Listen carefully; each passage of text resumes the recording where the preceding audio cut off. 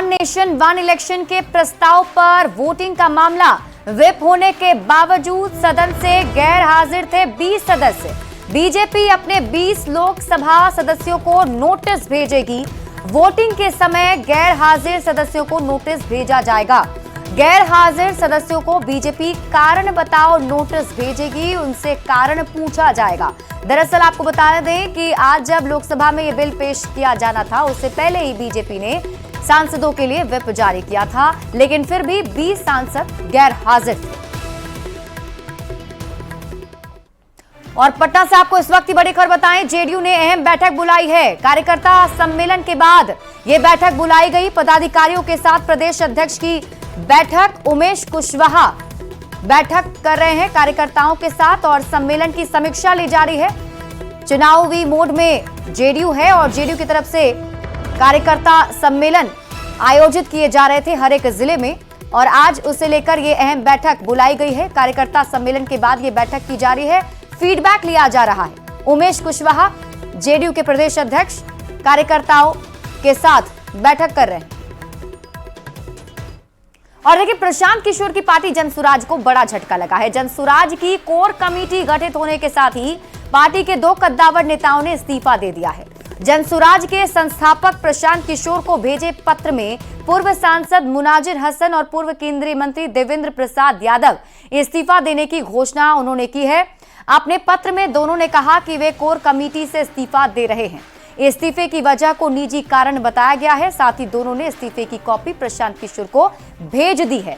देवेंद्र यादव और मुनाजिर हसन के core committee छोड़ देने से जनसुराज का बनता एक मजबूत स्तंभ माय यानी कि मुस्लिम यादव टूट जाएगा।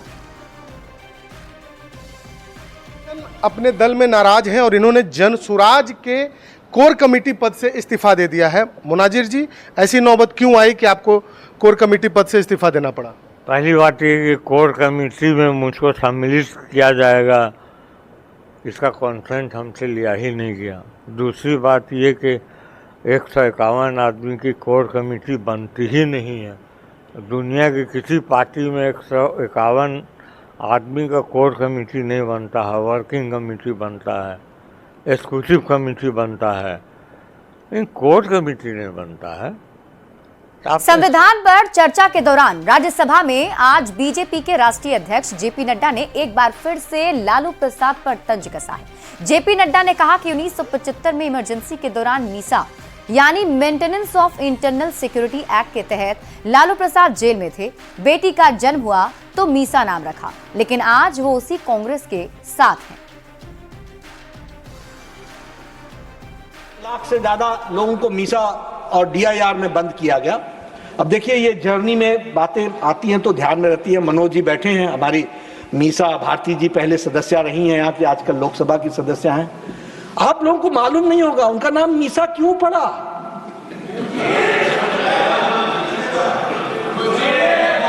मैं छात्र था, I was the student of intermediate at that point of time in Patna. I was twice arrested from the class. हम पढ़ने गए थे, हमको क्लास से अरेस्ट किया गया, हमने वो भी दिन देखे। लेकिन मीसा नाम क्यों पड़ा? इसलिए क्योंकि लालू जी जब मीसा बहन पैदा हुई तो वो जेल में थे, मीसा में बंद थे, maintenance of internal security act में बंद थे। आज ठीक है, साथ साथ है, समय का फेर है, ये भी ग्लोरियस जर्नी का पार्ट है। और अब बात लॉ एंड ऑर्डर की करेंगे।